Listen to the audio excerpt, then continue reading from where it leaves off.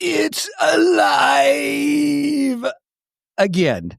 Today we are going to be talking about the new Guillermo del Toro. I said it right. Netflix Frankenstein here today on Two Geeks and a Microphone.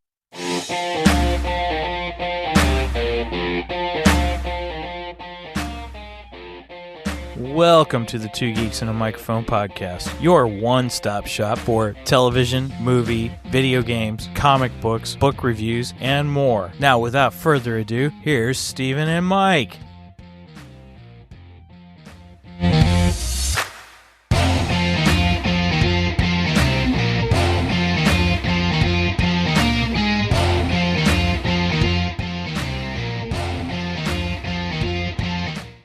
Hello there.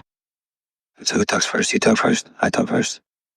I'll talk first. Good morning, everybody. Welcome to Two Geeks and a Microphone. I am your returning co-host, Mr. Steven Boster, along with the one, the only, the one who's got probably the best shaped beard that I have seen in many, many moons, Mr. Michael Shanks. Mike, say it to everybody.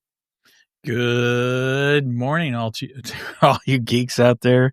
And I just would like to say, somehow Frankenstein returned. I mean, since we had Poe Dameron on for the so who talks first? You talk That's first. good. I that was a good one. Yeah. Somehow Frankenstein returned. I felt it was appropriate. Goodness. That was good. That was good. That's some funny stuff right there. Hey, everybody, I'm so excited because we're going to talk about Frankenstein. And the reason I'm super excited. Is it Frankenstein or Frankenstein? Steen. I got to get the jokes in, man. Right? I love it. I love it. So for those of you who have not read Mike's book, The Immortality Code, it is his book is kind of a sort of a retelling of Mary Shelley's Frankenstein, sort of, but it's set in a more futuristic time frame. I don't know if you'd say not cyberpunk, just futuristic. Yeah, futuristic. I wouldn't call it cyberpunk. Yeah, and so it and you know he there's some hints to Mary Shelley's Frankenstein in the book, and we thought, you know what, you released that a year ago? Was that a year ago? Yeah, October 15th was the date I released it. Yeah, and then lo and behold, we saw Netflix was going to have this new Frankenstein, and you've got Guillermo del Toro, who is directing. Kudos on saying his name, by the way. Practice makes perfect. Guillermo del Toro. Anyway. Hello, my name is Inigo. My name is Inigo Montoya. You killed my father. Prepare to die. Oh my goodness. So we have saved it for the podcast, everybody. We watched it last night, and it when I paused it, I had to go out and come back in a couple of times because I think there were a lot of people watching it. I've never had Netflix kind of stall on me and stuff like that. Really? So, I don't think we had it stall on us at all. Did it? We did. Anytime I had to take a bathroom break or something, get snacks or something, I was like, it's a 2.5 hour movie. It is. It is definitely a long movie. Yeah. So I'm looking forward to our discussion today. So, it promises to be a good one, I think. And, we're going to see if we love it, save it for the podcast. All right. Mike, anything else on the intro, or do you want to head right into our segments? I actually have geeky news. Woo! Let's go into geeky news then. Here we go, everybody.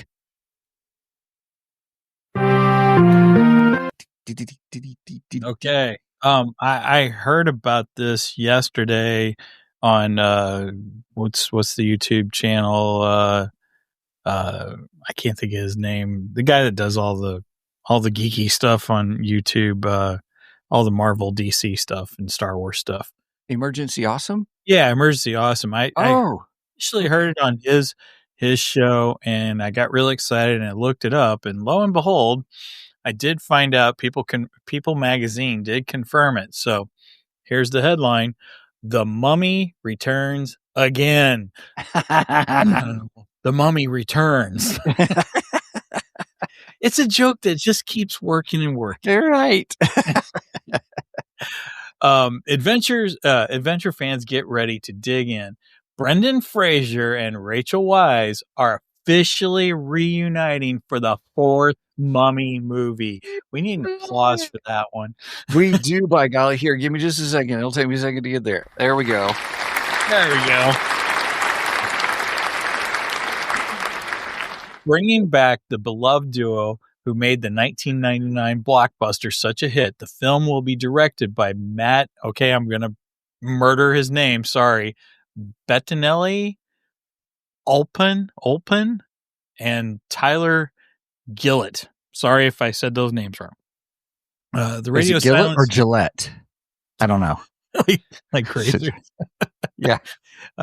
Anyway, the radio silence team behind Ready or Not and the recent Scream reboot. Reports suggest the adventure could take Rick and Evie deep into Peru, and an idea that was teased at the end of 2008's Tomb of the Dragon Emperor. After Tom Cruise's 2017 reboot failed, boo. Yeah, that's a bummer. To connect with audiences, Universal is bringing back what made the franchise work: fun, adventure, and original stars. Fraser previously said he'd return if someone came up with the right concept, and it looks like they finally did. Okay. I am super excited. I love Brendan Fraser's version of The Mummy. I think it's one of the best versions of The Mummy there is. It was such a fun You're talking about the first one? Yeah, the first one. I love the first one. I like the second one. It's not bad. Yeah. It's not as good as the first. Yeah. The third was that was the one with The Rock, the Scorpion King, right? No, that was number 2. Was 2? I thought. Well, okay. Hooey farts. No. Whichever one had the really bad CGI Rock as a Scorpion. No, yeah. I did enjoy the Scorpion King movie, though. I thought that was actually a good movie. It was a good, you're creating the Scorpion King character persona, and that was really good. Yeah, I thought that was great. And that's like one of the Rock's first big hits to, first big films, I should say. But no, Scorpion, wait.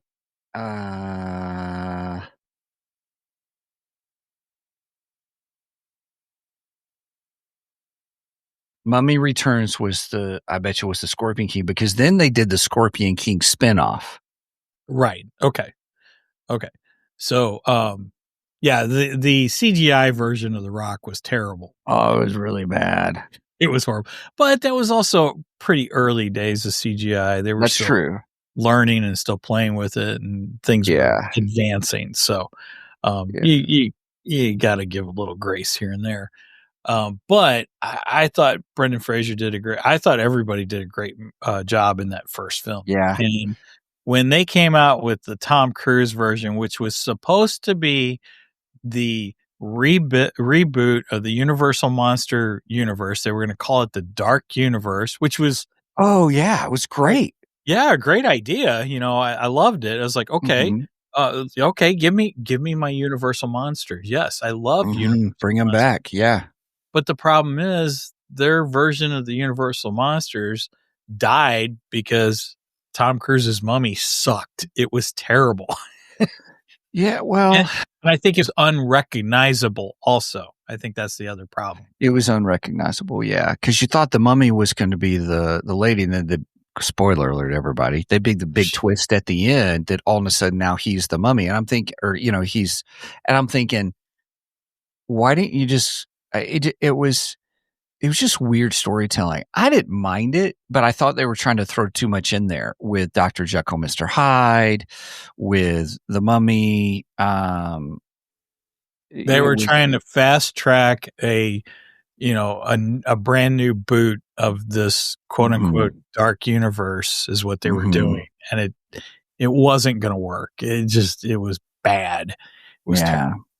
where they should have just went and recreated each one of the monsters in their single movies, like originally, and make them somewhat recognizable to the, I mean, don't copy them exactly to the original monsters, but at least make them what we recognize as the universal monsters. You know what I mean? Monsters. They're such interesting people. I didn't know this episode was going to turn into such a monsters episode, but it is. I know. We're loving it.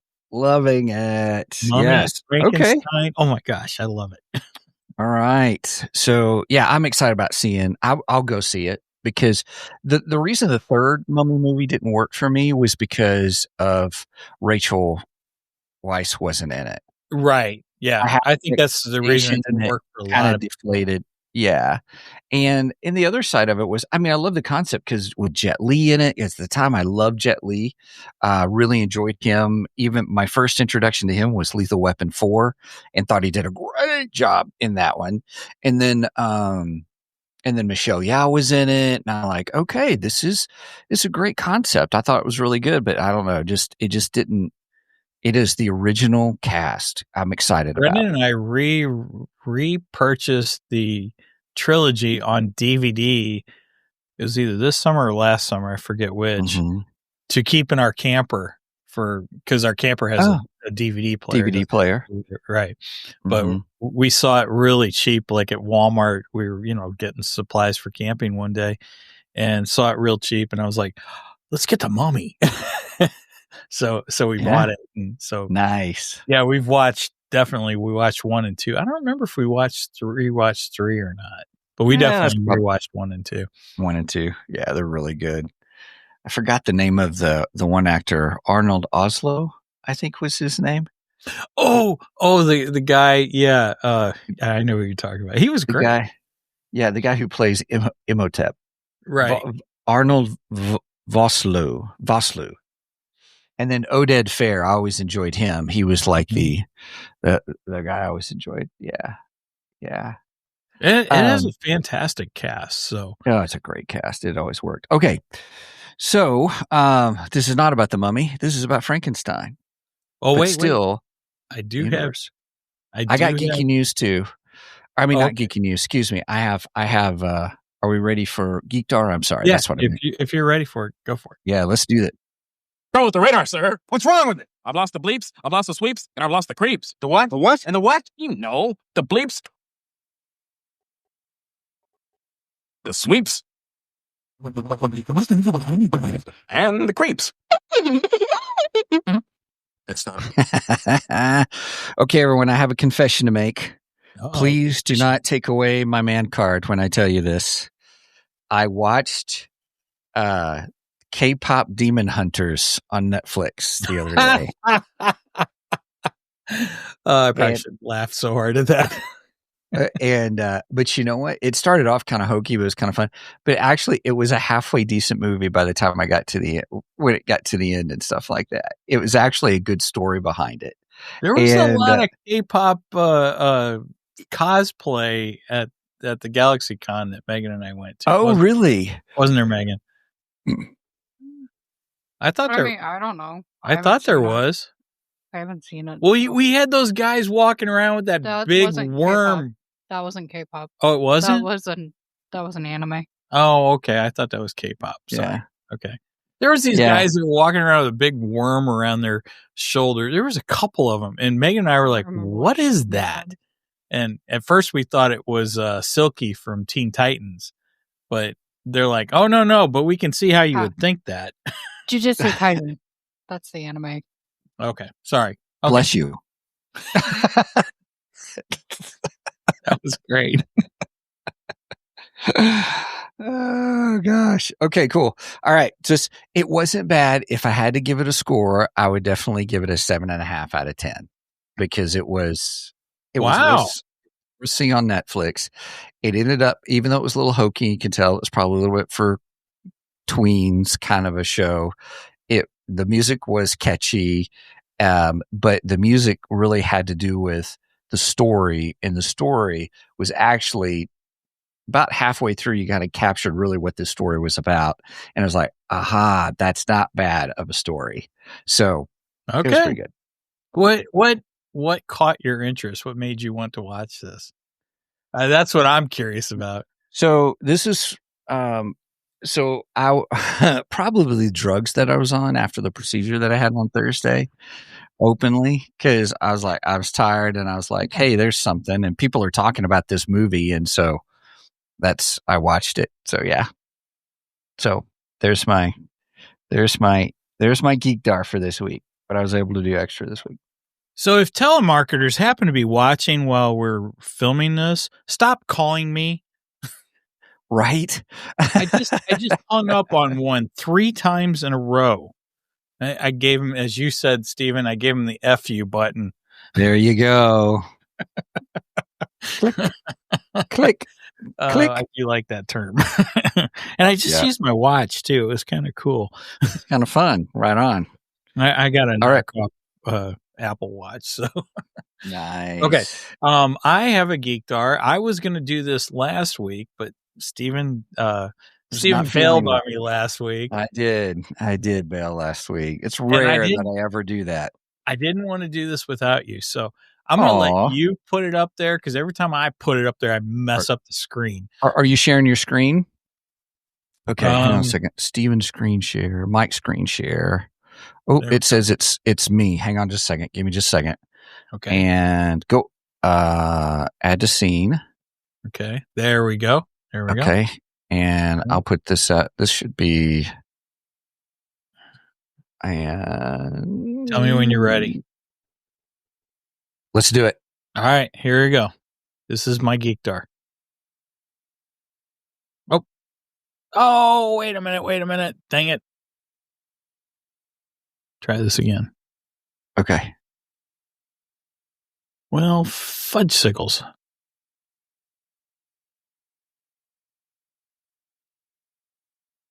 You thought he had it, and then I thought he had it, and it's... Here we go. Okay. All right, I'm going to try this again.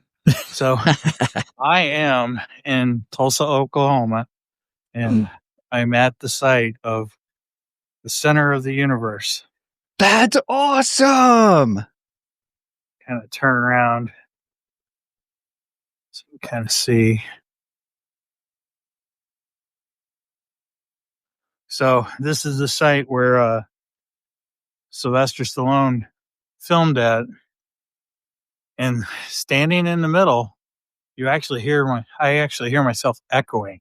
It's really, really weird. It's pretty wild, actually.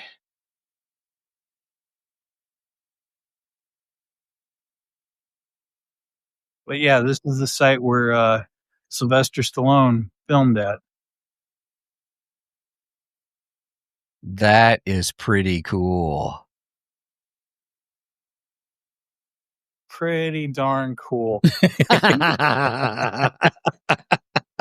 right. Oh, gosh. Okay. That is neat. That is neat. That was worth saving. Thank you. Thank you.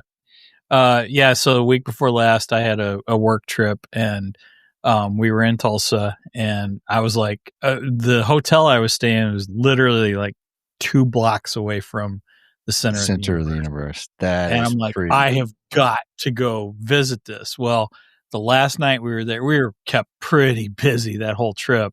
And the last night we were there, we went out to eat at this little bar and stuff. And I was like, okay, I'm done. I'm leaving. I want to go see this spot. And walked down there and everything. Found it and recorded that little bit for you. And then I FaceTime Brenda and let her know. And so what it is you stand in this spot, okay? And I could slightly hear it in the video, just slightly. But when you stand in that spot and you talk, it reverberates back to you. Now, anybody standing around the circle cannot hear the echo. But you, while you're standing in it, you can hear it. It's so weird. It's a strange phenomenon that happened. So there's a bridge there. Well, that is a bridge. It's a walking bridge that used to be a bridge for cars like in the 80s, and then something happened and it burnt down and all this. So they rebuilt it and repurposed it as a walking bridge. And when they did, something in the construction made this phenomenon, and they're not really sure what causes it, which I thought was fascinating. Yeah. Now, it's featured on Tulsa King. I think it's episode 2. And Dwight Manfredi goes to that spot, and he sees somebody standing in the spot, and they're like crying out practically, and he can't hear them. And he has this homeless lady walking by. Hey, what are they saying? And she goes, I don't know. Nobody can hear them. They're talking to God. And all this stuff. So, I mean, they change kind of the what's the word I'm looking for? The lore behind the lore behind it a little bit for the show. But there is like a little mystery to that spot that is real, that there's this reverberation. Reverb. Yeah. So it was pretty cool. And then afterwards, after I finished, I decided I was going to walk to the other side of the bridge. I was looking for a plaque or something, because talk about it. Right. Sometimes, these sites, they have plaques and stuff like that, explain it and everything. So I'm walking down there, and I say kids because compared to us, they are kids, like 20 somethings. They're come rushing up there and stuff. And some of them were like on scooters or something like that. I don't remember exactly what they had. And, I heard one of them say something. I go, are you guys heading up to the, center of the universe? And they're like, yeah, we're putting up flyers for our band. I was like, oh, okay, cool. And the one guy goes, I've never actually been to this spot. And he goes, I live just 20 minutes from here. I've lived here all my life, and I've never been to it. I was like, oh, wow, that's crazy. And so they're like, you from here? And I says, no, I'm from St. Louis. I'm here for a work trip, but I wanted to see this spot because I've seen it on Tulsa King, and I'm kind of a Tulsa King fan. And they're like, oh, yeah, we are too. I was like, oh, sweet. Awesome. So I got talking to them for a minute, and they have a band. Their band is called Circus. I told them I'd give them a shout out last week, but I didn't because I didn't do this. But so their band is called Circus. It's Cirkus. They do have an album on YouTube, so go look them up. Is it Psycho? Circus. Sorry, I thought you like that one. Welcome to the show. No, I wonder if they do that. They should. Anyway, their music's not bad. It's not exactly. It's a little more screamo for me. I'm not a big screamo fan, but I do like the music itself. It's very heavy metal, and that portion of it I like. And they did a Ozzy remake in tribute to Ozzy. They did Crazy Train. So go check out Circus. Like I said, I wanted to give them a shout out, because I ran into them, and they seem like really nice guys. They're really cool. So, and they did say they're coming through Missouri. So we'll see what happens if they come through Missouri. Cool. But shout out to Circus. Check them out. Cool. Right on. All right. All right, everybody. Anything else you got, or is it time to... I think it's time. Let's talk about some Frankenstein. Let's do this.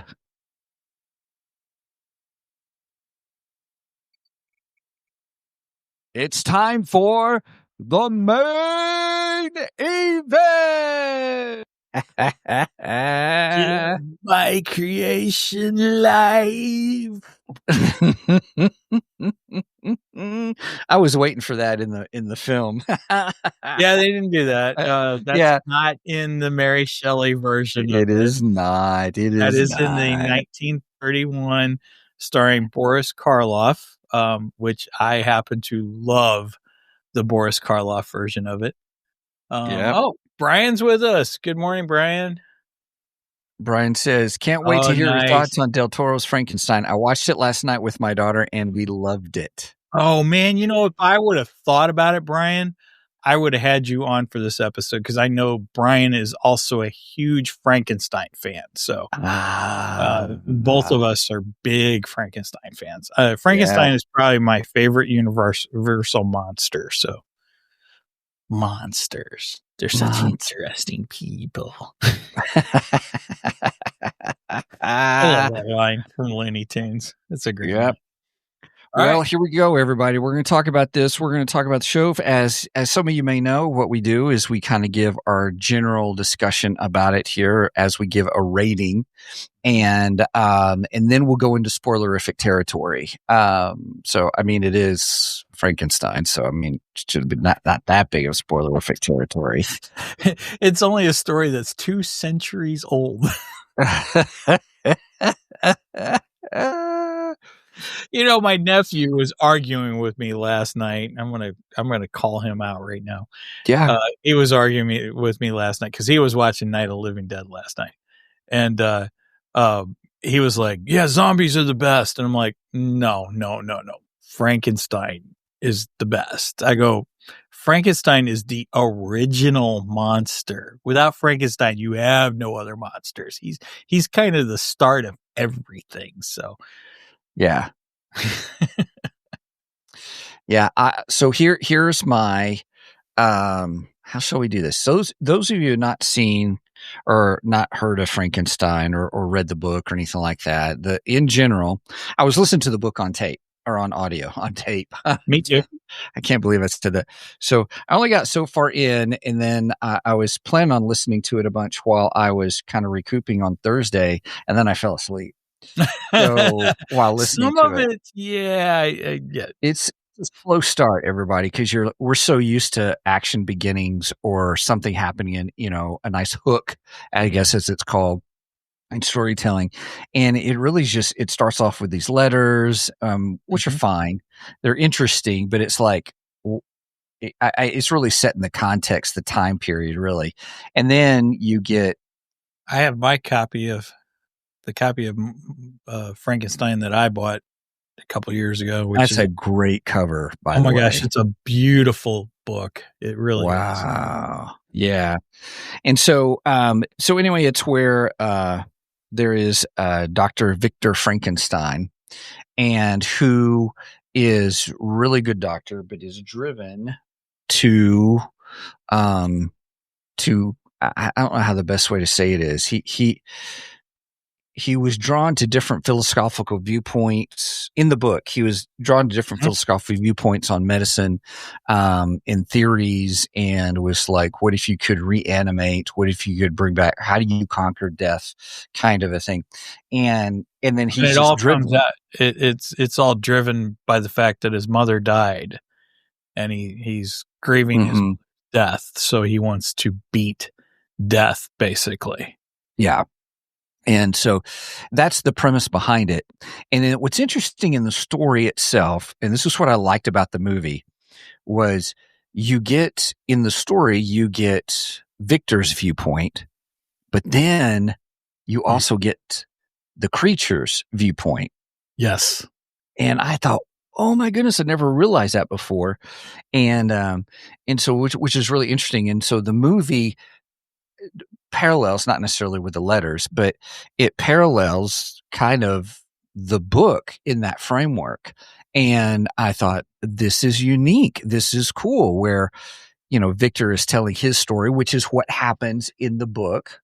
He's on the ship that's in the Arctic, and, they come across him, and then they try to help him, and then he's telling his story.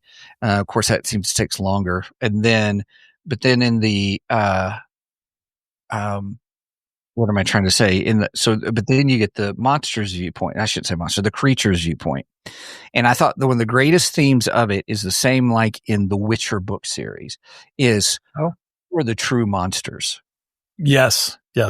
And I was like, oh, okay, this is good, And so the way the film goes is the film kind of starts off with the Arctic. They kind of find them. They do some extra stuff, which is cool. I really liked what Guillermo did. Then, here's part one, Victor's story. Then it goes, ta-da, now is, there was the prologue, which was being in the Arctic. Then it was Victor's story. So his side, and just how driven and what a jerk kind of. And then you get the creature story. And I'm going to hold off a little bit on that. I mean, Mike, you can talk about that if you want. You get his point of view. Well, I just love when the creature comes in and he says, "Oh, did Victor give his side of the story? Well, let me give mine."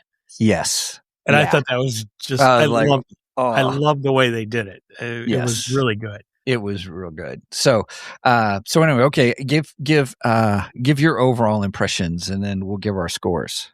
Okay, I did. I own a copy of Mary Shelley's Frankenstein.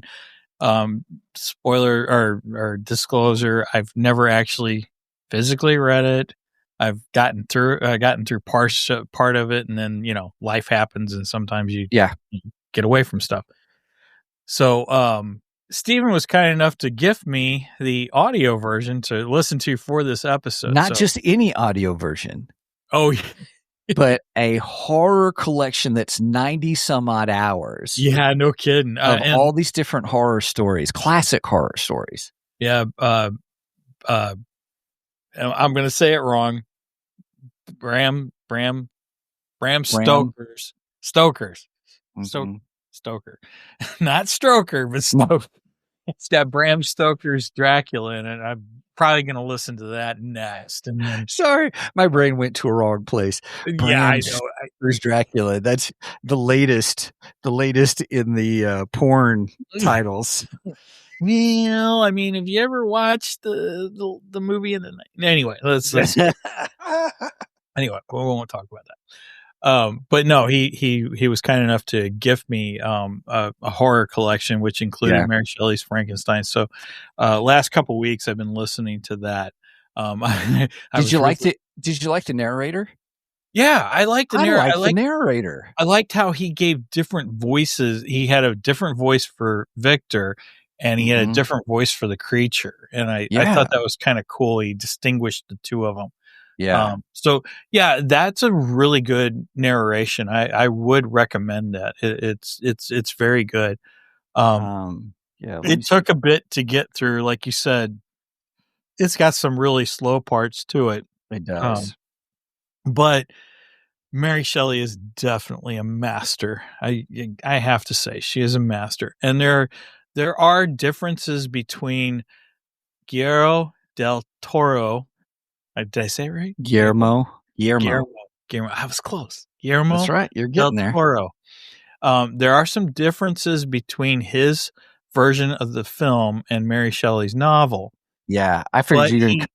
He follows the beat pretty well. Yes, he does. So I really liked that. I really enjoyed it. And I got to say, I like both versions. I like Mary Shelley's version. Mm-hmm. And I like Del Toro's version for different reasons, though. Because I kind of feel Del Toro did a similar thing that I did. Yeah, I mean, I'm not comparing I'm not the master that Del Toro is. I'm not going to say that. But he and I had some similar ideas with my creature in the Immortality Code. And my doctor in the Immortality Code. Some similarities. So I liked it. I really, really enjoyed this version. I thought this is a fantastic version. Now, 1931 will always be my favorite Frankenstein. That has a special place in my heart, and it's always going to be my favorite. I know it's not the original, and I know it diverted from Mary Shelley's story. It was actually based on a play that was sometime, I think, in the 1920s. And that's what that film was based upon. But there are some similarities in there. Yeah. So overall, I really, really enjoyed this film. I thought it was great. I thought it was right there with you. Yes. So what would we rate this on? What would we give as a scale for this?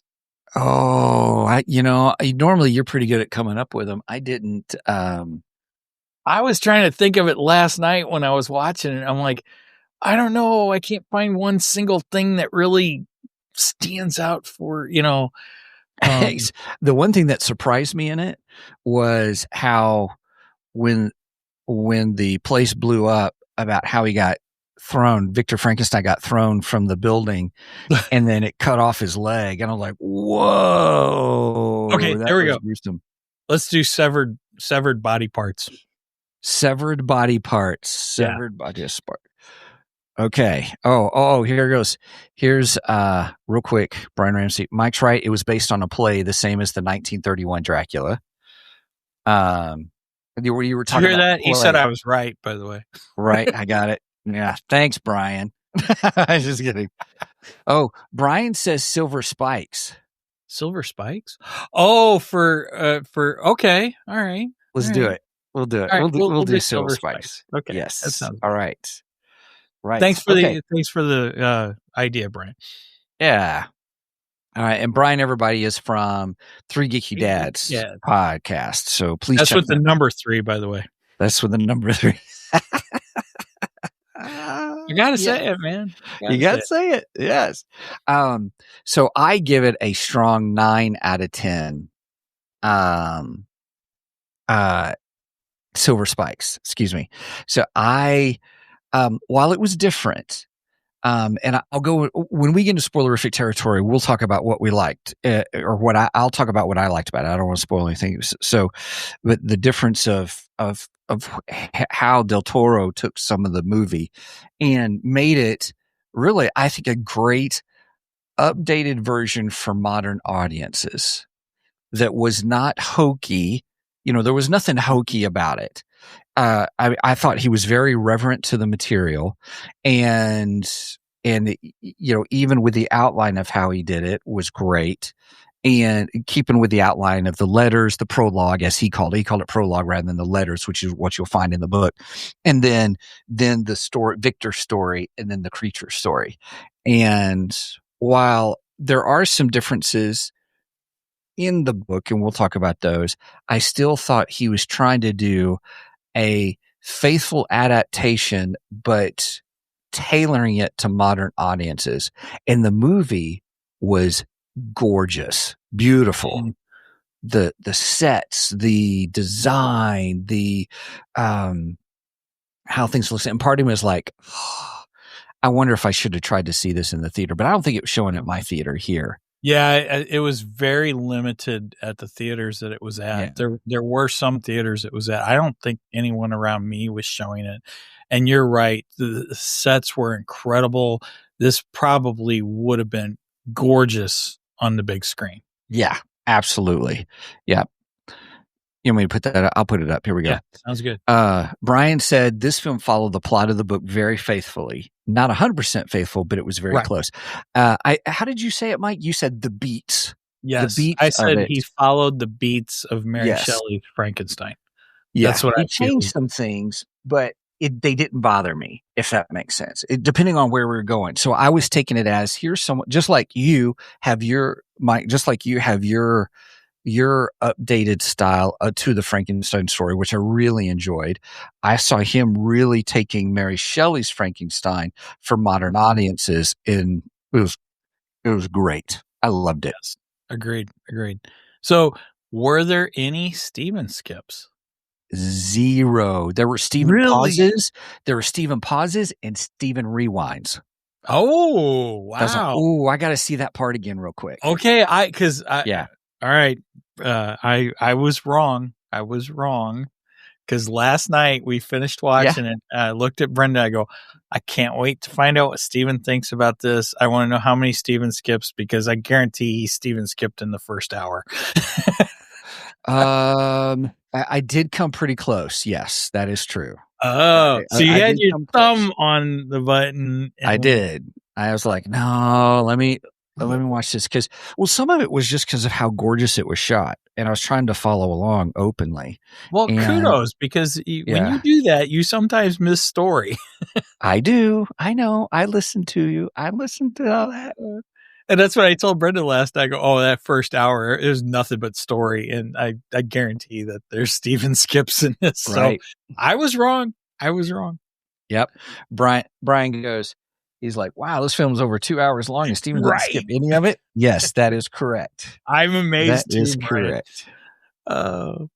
Oh gosh. Right. Oh, Brenda says, she said that you would have said, she said 0 that I wouldn't have.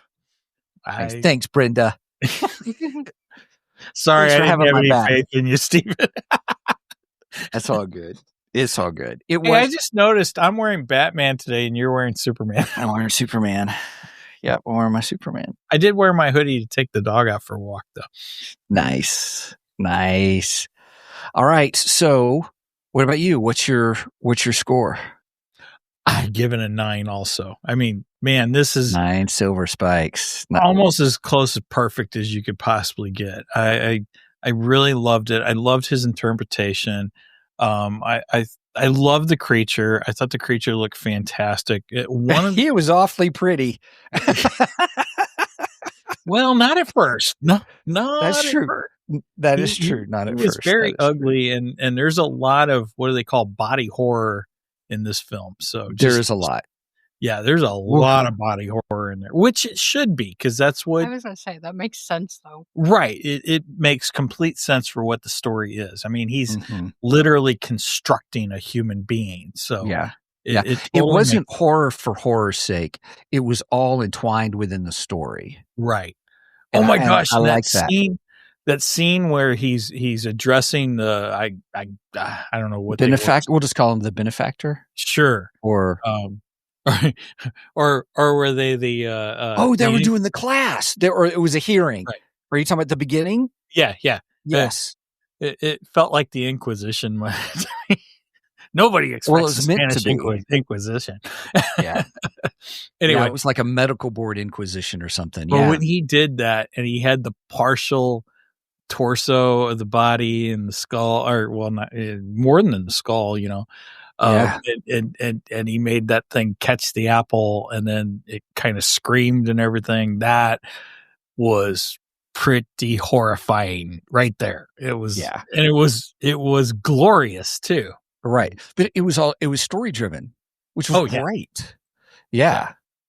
Which I was like, what? He's kind of already done it. They're kind of doing a little, I mean, it was really good. Brenda said she gave it 9.5 silver spikes. Wow. Nice. More than me. It was hard. It was hard to really judge this because I was like, oh man, I really like it. The story is good. It's beautiful. The sound design was great. Like I will probably rewatch it on headphones. With headphones. I was thinking about that with the music and stuff. So one of the things I always like to say, everybody, is, and I kind of alluded to it, is, we'll talk about, is it worth seeing on streaming? Is it worth seeing in the theater? Is it worth buying? That kind of a thing. I definitely would say, it is worth seeing on Netflix. Definitely. And we already mentioned before that I think it's even worth seeing in the theater. Oh, I definitely think it's worth a scene in the theater. If you can get to the theater and see this, I highly recommend it. This would be a good Blu-ray buy too, just to have a physical copy of this, because agreed. I think it's just an incredible film. And now that you say that, could you imagine being on a Blu-ray? We're kind of getting back in. I'm kind of getting back into physical copies, like physical copies of books and media and stuff. Here's Brian. Brian says this: that almost half a body he was displaying reminded me of the half zombie woman from Return of the Living Dead, with a spinal column wiggling and all. So great, so great. Everybody, you can hear the pause. So great. I love it, Brian. Thank you. It was a fantastic scene. I loved it. Yeah. Brian also said, agreed, Steven, it should be seen on the biggest screen possible. Yeah. I love that too. Yeah. Yep. Yeah. If you've got a, what do they call the screen, Megan, at Fairview? Ultra screen? I think so. Yeah. If you got an an ultra screen, what is that? It's their biggest. It's their biggest screen at Fairview Heights Marcus Theaters. When we're going to see a movie for the podcast, we try and go see it on the ultra screen. Right. It costs a little bit more, but man, it's gorgeous to see it on that screen. Yeah. How's the sound? The sound is real good. The sound's better in there than it is. Well, I mean, most of the theaters have really good sound and stuff, but that one's probably the best in the theater. Mm-hmm. It has what's the sound system they use, Megan? Is it Dolby Atmos? I think so. Yeah, I think it's Dolby. I can't remember. It's one of the ones that when it comes on, you about go deaf when it comes on. Yeah. Brian says the lab set alone with the giant batteries and the Medusa head on the wall was gorgeous. Abso-freaking-lutely. Oh my gosh. Absolutely. Yes. And I love Brian, we just should send you a link and have you join us. Right? Yeah, it's not a bad idea. Brenda says they have the best seats, also much more betterer. Cheers, everybody. Good one, Brenda. Trying to figure out how we can send Brian a link. Here, let's see. Copy the link, send it to him through Facebook Messenger. Oh yeah, I could do that. All right. He goes, LOL. You keep talking, Steven, and I'll send him a link. Right. If he wants to join us, he can. All right, everybody. So we're going to move into spoilerific territory now. So if you have not seen it, I'm going to tell you right now, go watch it. Normally this is where Mike says, stop the thing, go watch it, and then come back. Listen, even if you forget to come back, that's okay. But we love for you to come back and watch the rest of it. But please go watch it. I don't want to spoil too much for anybody or everybody because it is a very good movie. It's very good. All right. Now, one of the things I wanted to talk about is what made this one really good was the different take on the creature. First off, we've already alluded to it. Took more of, I'm going to say a romanticized, that's probably not the best way to say it, but where the creature was more of like, it was so unique. You're talking about body horror, where he would take different, where you'd have to take different pieces off of different specimens of what would be the best, different muscle groups, different limbs, different parts. And so it was almost like this layer over of different skin and things like that I thought was really interesting. So you didn't have like just the stitches in the, just like, hey, we just plugged this arm in and stitched it in, or, kind of like the Nightmare Before Christmas characters where you see, it's where what's her name was just all stitched together, but looked more of a fine automobile put together kind of a thing. I take different parts of all these different best automobiles to create one master automobile. That's best illustration I can give. And I thought, well, he's probably one of the most prettier Frankensteins I've ever seen. Well, Boris Karloff is always going to be the monster in my eyes, but right. Cause I mean, I grew up with that, that version of the monster. And that's when anyone says Frankenstein, granted, now Frankenstein's not actually the monster. Frankenstein, well, kinda depends on how you take it. But Frankenstein is actually the doctor and the monster is just Frankenstein's monster. But we've all adopted that as his name, which in some ways makes sense because he's technically the son of Frankenstein. So therefore, the son sometimes gets the father's name. So anyway, but yeah, I will always see Boris Karloff as the quintessential Frankenstein's monster, but this one looked really good. I was very impressed with it. I would say, other than Boris Karloff, this is probably my second favorite version of the monster. So, yeah. One of the things that got introduced in the story that I just found intriguing, fascinating, mysterious was when his benefactor, which was new. I always thought that was not in the book. I don't remember that being in the book. But it also introduced this concept of all these different, like seeing all these different, what was it, like nervous system, like a different kind of nervous system, or the vein, and then how he had a big plaque on it. There was a fifth one, there's like, oh, these four things, they were brilliant and stuff. And so then did you know there was a fifth one? And then it kind of gave this mystery of, hey, if you enact a certain portion through the back, not the front, but through the back, that would actually help, it would actually help stimulate this life, and then therefore having life, kind of thing. And so I thought that was really good. And I was intrigued by that concept that they added into the story. I thought that was really, it was very believable. They was some believable work for as far as the science of it goes, which I thought was pretty impressive. Yeah, impressive, most impressive. And another Frankenstein's monster. Yeah. Told you I'm going to get them all in. Yes, you are. That's good. So, so you've got some other notes that you had about the differences between the two versions. Yeah, I got some notes on some of the comparisons between Mary Shelley's version and Guillermo del Toro's version. There you go. I'm going to try and get it. Yeah, we're trying to be respectful. Yes. One of the biggest differences would be Dr. Frankenstein, Victor's parents. So in the movie, his father, he has a very loving relationship with his mother, and he's very close to his mother.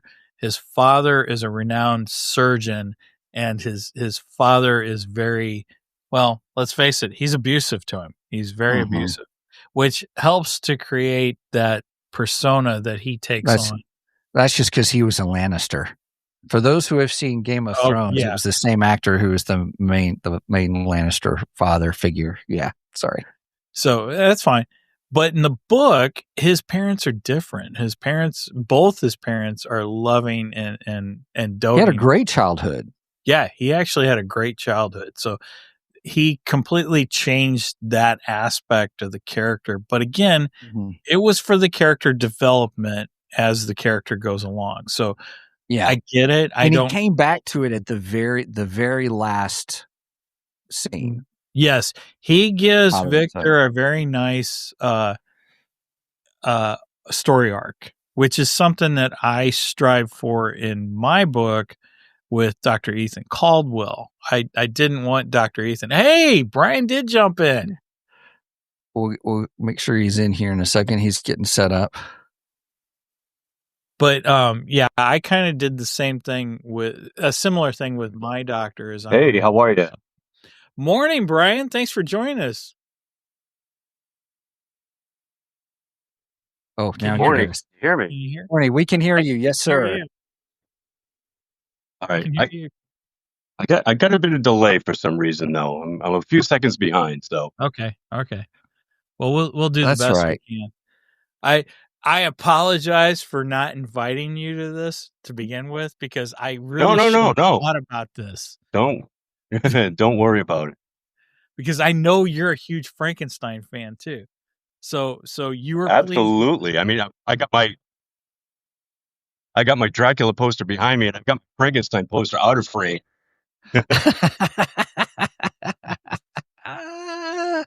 Oh goodness, Brian, how are you? I'm doing good. Thank you, guys. Yeah. So, okay. How about you guys? We're doing good. I'm giving this a 9. I'm giving this a 9 silver spikes out of 10 myself. I thought this was fantastic. It was really good. Yeah, agreed. It was very good. I concur. I find no fault in your reasoning, Brian. Yeah, no. I watched it with my daughter last night. My daughter had just actually read the book. Oh, and she was one who like, she was watching something else, and all of a sudden it became like 8 last night. She's like, "Let's put on Frankenstein," and I said, "Yeah, absolutely. So we put it on, and she was like in rapture because she had just finished reading the book last year, and she's, this is so great, so great. Yeah, I was such a proud papa. Oh, goodness. that's What was awesome. your Brian, what was your guys' favorite part of the movie? You know what? It was a little slow for me at the beginning as well. I don't know if it was the same. I don't win, but my favorite part, I think, was when it really got to the meat with the creature appearing. I mean, it really kicked into high gear when Jacob Elordi showed up on screen as the monster, and just the dynamic between him and Victor at the beginning, where Victor was like all like, "Oh my God, this thing is alive. I'm gonna teach it all this stuff." But then he kind of changed his mind when he saw what a slow learner he was at first, and his whole demeanor changed, and he became the abusive father that his father was to him. And it was just a great dynamic, and just to see the monster evolve after that, especially in part two, because this movie is broken up into two parts. You've got Victor's story at the beginning, and then the second half is the monster's point of view. So when the monster told his story, you get to see him interacting with the family, which was another great thing. Where he was, what they call him, the woodland benefactor or something like that. The old man was The calling spirit, him spirit of the forest, or Spirit I of forget spirit what of it the was. forest, I think. Yeah. Yeah. And he was just doing all these things out of kindness and learning from this family. It was just so touching, man. This movie had a lot of heart. It was gory. It was scary. It was beautiful. I loved it. I mean, nobody can pull this off like Guillermo del Toro. I mean, Yeah. just look at his pedigree from before. You've got the Hellboy movies. You've got The Water, Crimson Peak, which is another creepy, spooky ghost Yeah. story. That's a fantastic movie. Have you seen his Cabinet of Curiosities? I have not. Oh yeah, he did that. Was it last Halloween last on year. Netflix? Yeah, those were Last year, fantastic. Yeah, I have not seen And, those. and we here at 3GD, I mean, we're suckers for an anthology anyway. So I mean, an anthology series with Guillermo del Toro at the helm. I mean, that was right in our wheelhouse. Yeah, you guys' favorite Halloween is Halloween 3. Yeah, and I listened to your episode yesterday where you guys did the 70 Halloween movies, and you were talking about how, yeah, we do love Halloween 3. Halloween 3, I mean, the Halloween series was originally envisioned as an anthology series, but then due to studio pressure, um, what's his name, John Carpenter decided to go back and put Michael Myers in part 2, and then part 3 became what he wanted, which was a fantastic, we think, just spooky Halloween story. I mean, it's got the mask. Yes, it doesn't have Michael Myers in it, but it's Right. still a very decent movie. Mike, don't hate on it. I've come Give to it appreciate the love it deserves. I have come to appreciate it more over the years. Yeah, okay, all right, good. It gets better with repeat viewing. So, Does alcohol make it better? alcohol makes everything better. No. There are some movies that don't need the help, and that's one of them. You can watch that one totally sober. Yeah. That's Season of the Witch, right? Yes. Okay. Yeah. That's funny. So what did you think about some of the different, did your daughter tell you some of the differences between the book and the movie? Yeah, so you were right. The benefactor played by Christoph Waltz is not in the book, Right. which I thought was great because that reminded me a little bit of Hammer, where Peter Cushing's Baron Frankenstein wanted to use, and I guess it's true to like the other versions as well, where he wanted to use like a scientist brain. But they kind of flipped it where, like, at the last minute, Christoph Waltz, who knew he was dying, wanted to be the one put into the monster's body. And another difference too was my daughter Quinn was saying that Dr. Frankenstein had a friend of his at school that became a part in all this, and she says she thought his name was Henry Cavill, but it was like Henry Cabin or something like that. It was very different, but not too different. So she's like, I think his name was Henry Cavill, but he didn't even show up in this story. And another part that was a little bit different was Elizabeth originally was not his brother's fiance. And I think they made that change to make Dr. Frankenstein a little more evil, just to make the audience hate him a bit more, like, oh, he's stealing his brother's wife away from him, that kind of thing. Yeah. She was his adopted sister, or right? Well, in the something book. like that, or cousin. Elizabeth I know she was. Elizabeth was Victor's cousin, who actually becomes his fiancée. Second cousin, twice removed. Yeah, which was not uncommon back then. Right? No, not at all. And then the monster actually kills Elizabeth. He murders. Right, exactly. Yeah, Right. and his brother too. Yep. Yes. On the wedding night. Yes. Yeah. Correct. And he still kept that beat that it happened on the wedding night, Right. which I thought was good. I mean, he still, like you said, he's kind of, here, we'll tweak these aspects of it. I thought the way he handled it was good. And also that the creature was more, how shall I say? He was not as murderous as he was in the book. He had a more of a defensive. He only killed in defense kind of a situation. Yeah. Or when he thought he was wronged. He wasn't on the revenge spree that he was so much in the 1939 the 1930s Universal movies. Yeah. Well, even in the Mary Shelley version, he goes on a murdering spree in there too. Yeah. Yeah. And all. What else, Brian? What else did you like about the film? I love the way it was shot. I mean, nobody films a movie like Guillermo del Toro. I mean, his use of red. Sometimes in scenes like he just used red where it just popped. The funeral scene, everybody's dressed in black, and he's got that ivory casket, which was gorgeous.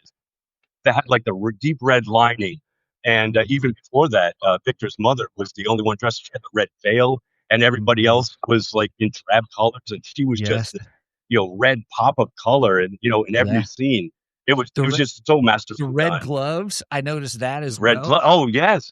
He always used this pop of red, it seems, and I'm here for it. Yeah, it doesn't always have to be crimson blood. Right.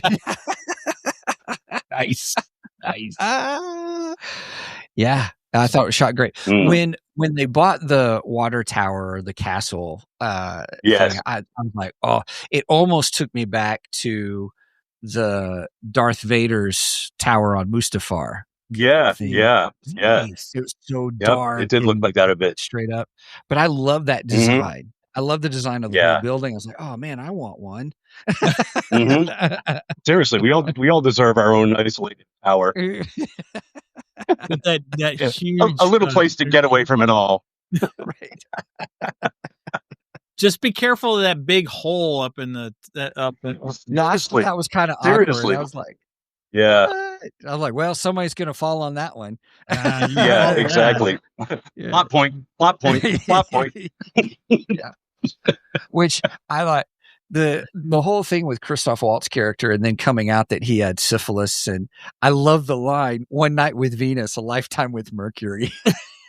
Yes, exactly. Yeah.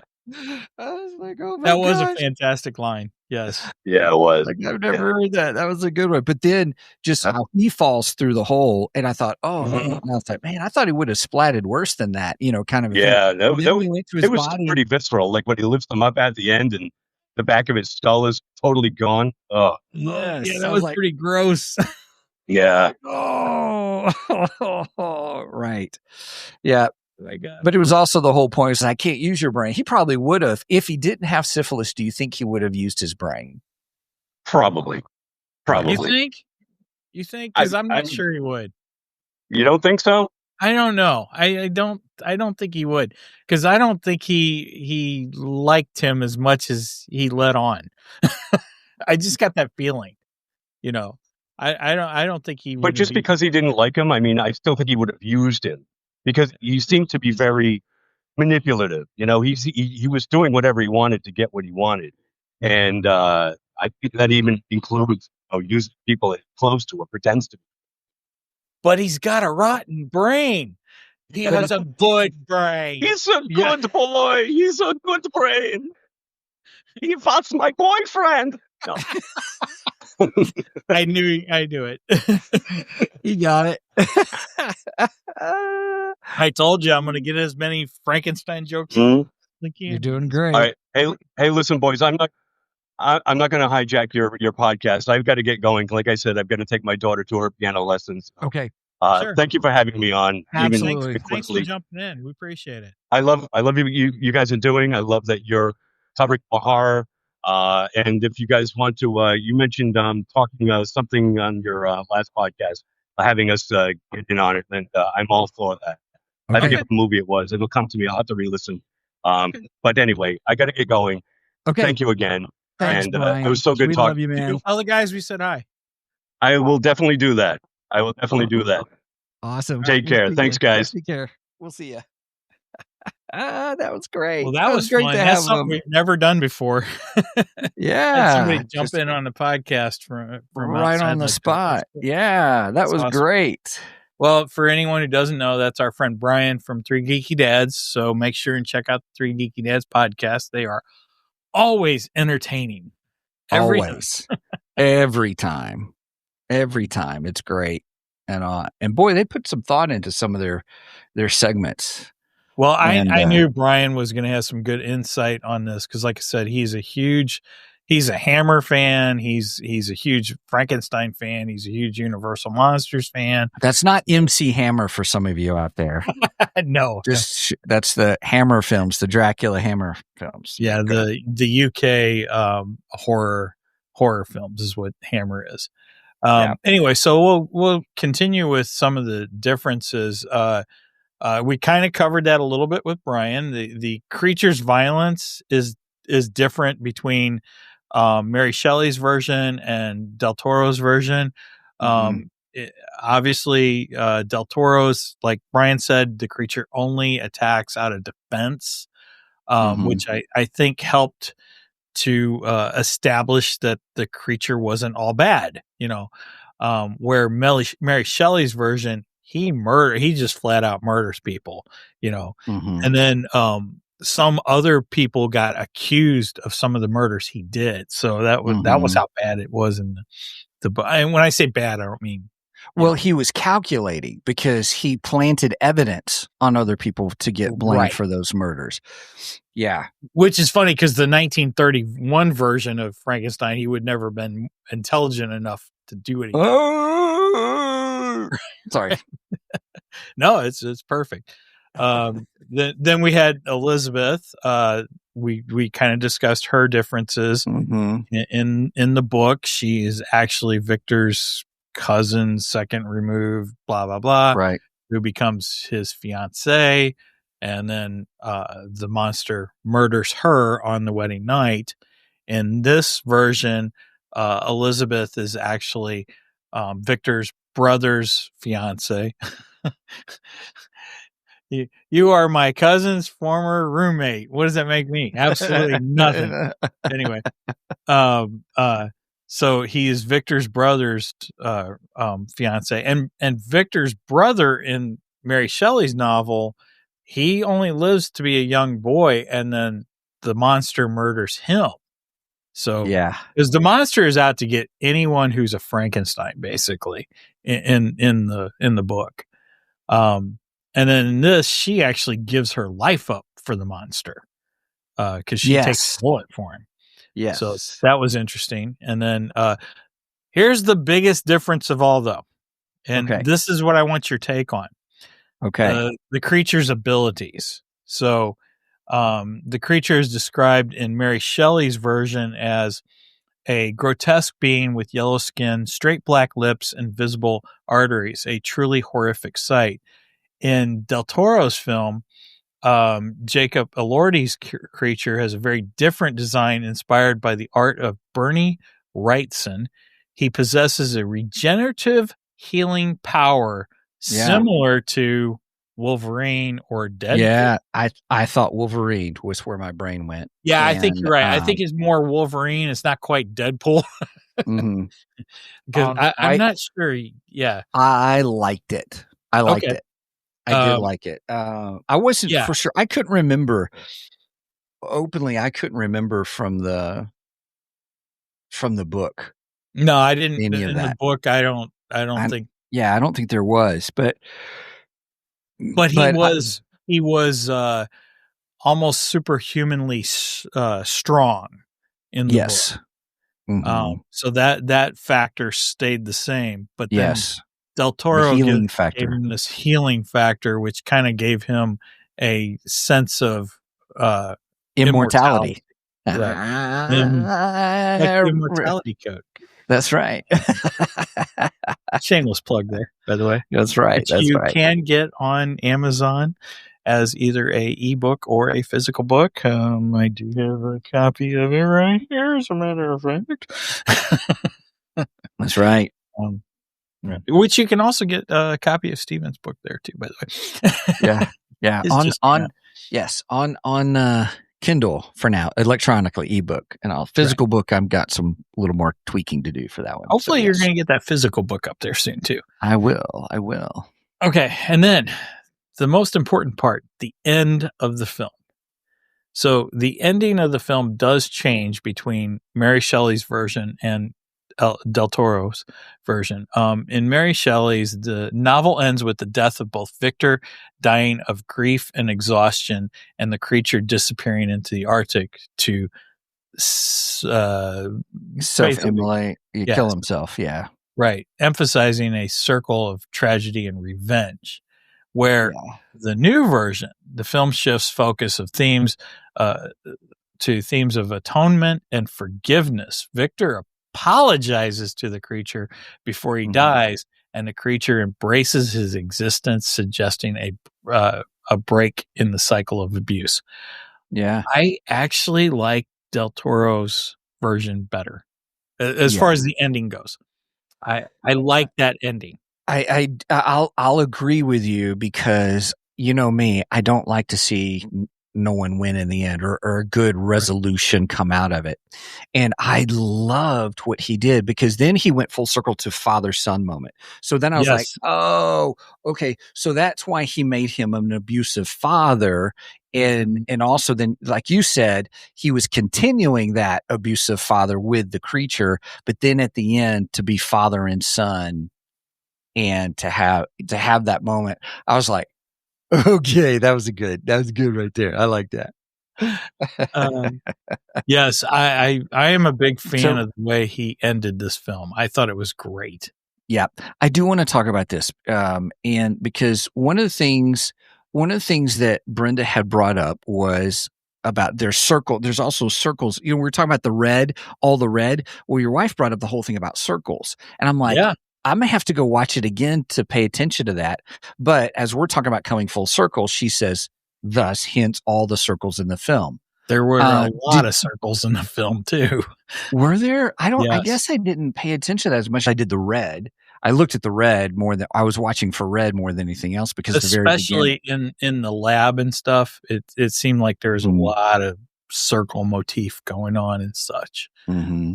Yeah, I think the face on the wall had the circle around it. There was Medusa. a circle in the middle of the room. Medusa, yeah.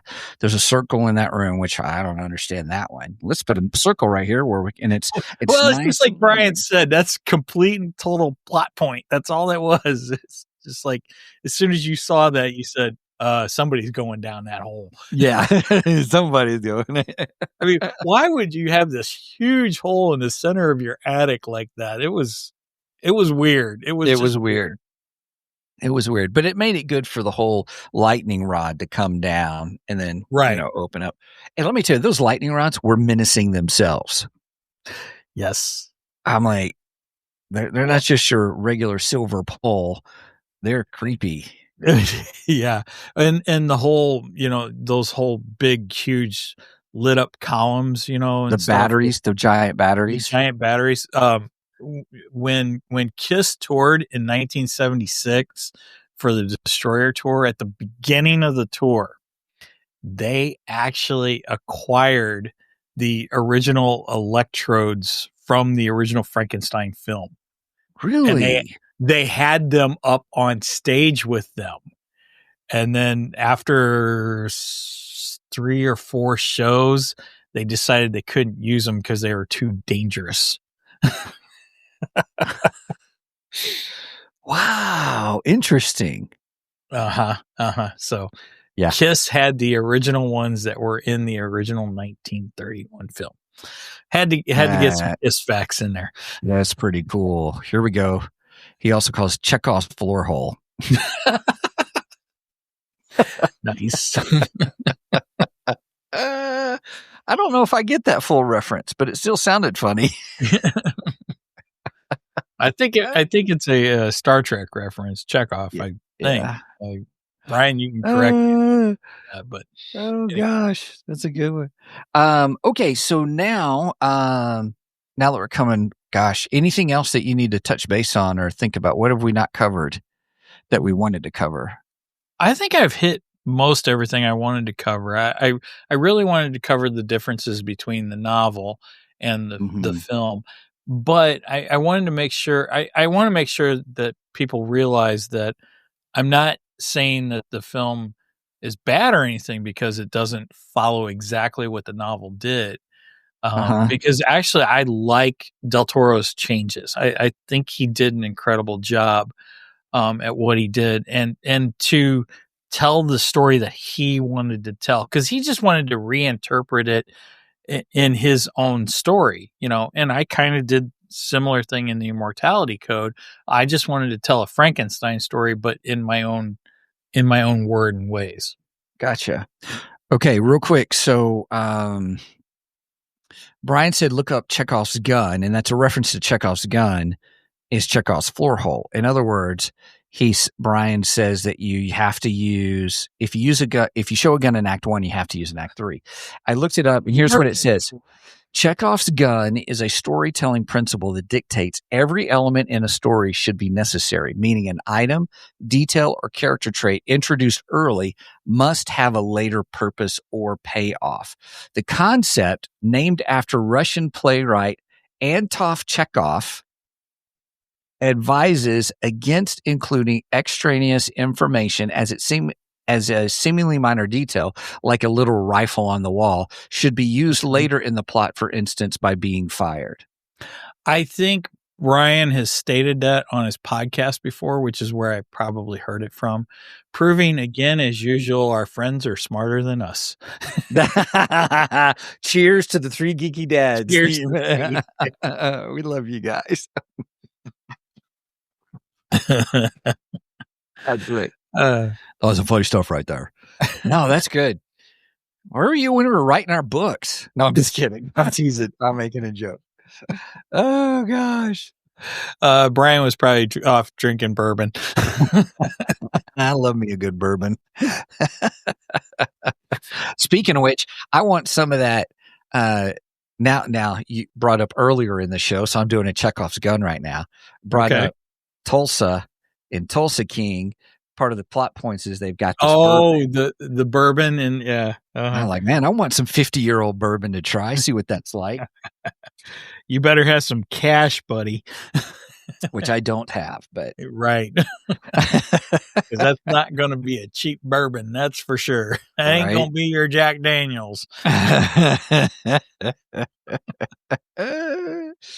All right. What is about Jack Daniels a bourbon or is it a whiskey though? It's a whiskey. Okay. It's a whiskey. Because there's a difference between bourbon and whiskey, right? Yeah, and the only reason it is that bourbon is in Bourbon County, Kentucky. Gotcha. Here he goes. Smooth.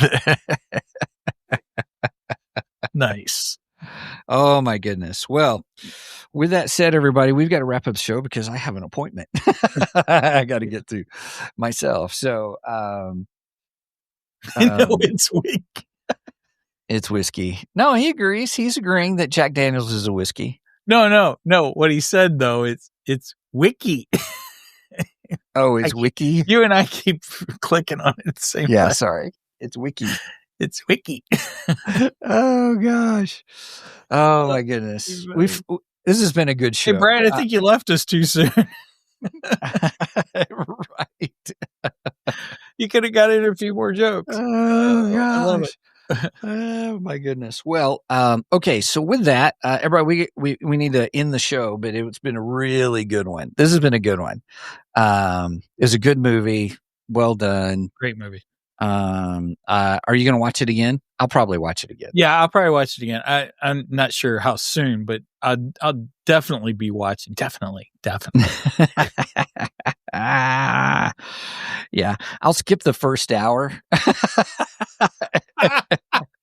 I knew a Steven skip was coming. I knew it. Yeah, if I can watch it again, I will skip the But first hour. even Brian said that the first hour is a little slow for him, and I agree with that. I was like, yes, can we move this on a little bit? Yeah. And I love it. I think it's a fantastic movie. So definitely do not Steven skip it all during your first watch. Yeah, you need to. Yeah. Your second watch, you can do a little Steven skipping after you know the story and know what's going on. Then you can do a little Steven skipping. So Yeah. I'll give permission for that. Excellent.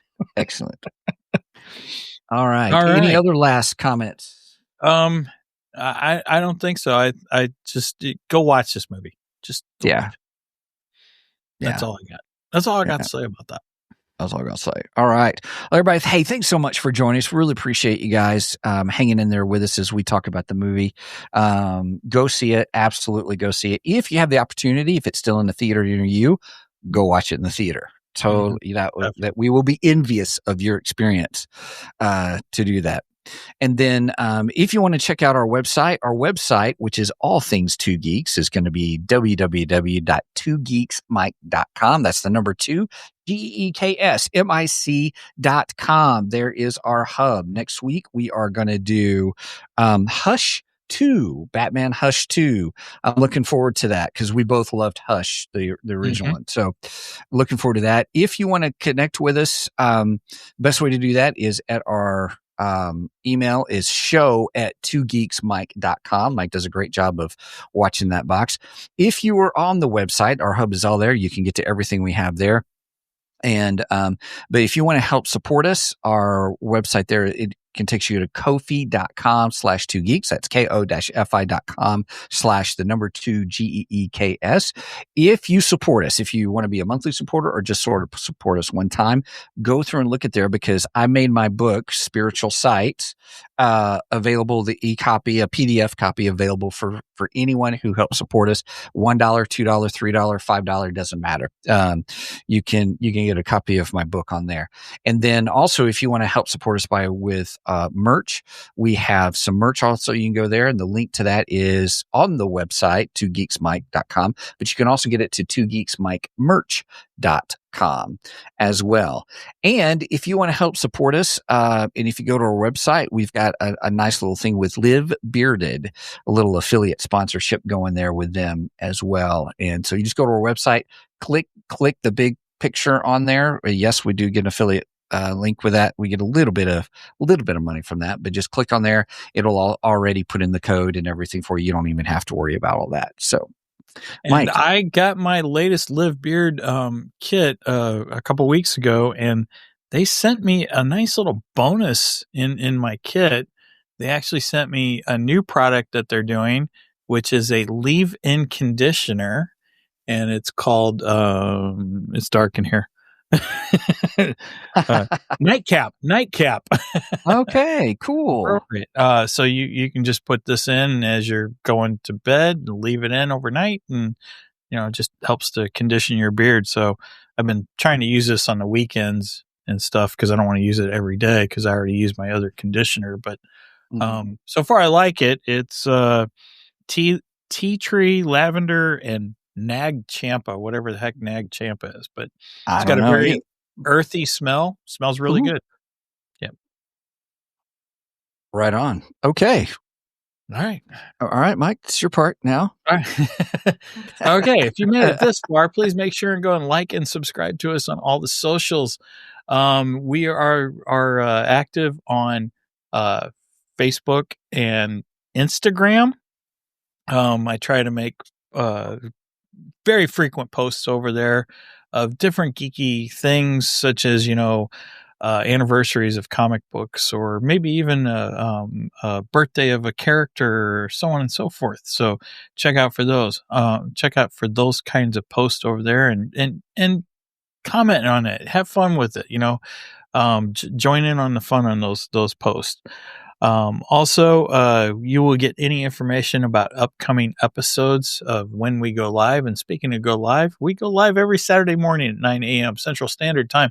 You do the math on the rest because I don't like to do math. And we are live on Facebook, YouTube, and Twitch. Yes. Oh, and Rumble. And And I'm actually live on Rumble this morning. I got it to work correctly. So. Thank you, Rumble watchers. Yep. It's just Rumble does theirs differently, and I have to do the link that morning. Yes. I can't do it very far in advance, and sometimes I forget, or sometimes I just mess up the link, and then I got to go after the show and upload the video. So, yeah, but we are actually live. I don't have to do that this week. I'm happy. Woohoo! Okay, I'm done rambling. Okay. All good. All right. All right. Well, that's it, everybody. We appreciate you joining us. Mike, I'll let you sign us out. All right. Well, please do not, Steven, skip this episode because we are much more better than the rest. Cheers. Cheers.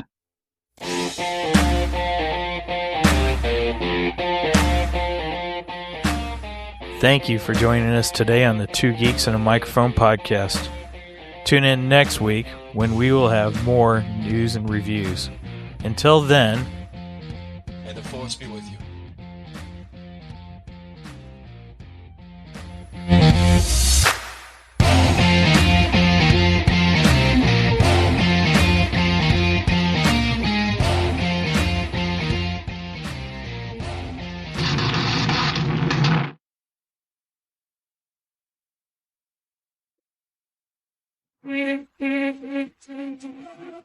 Lies!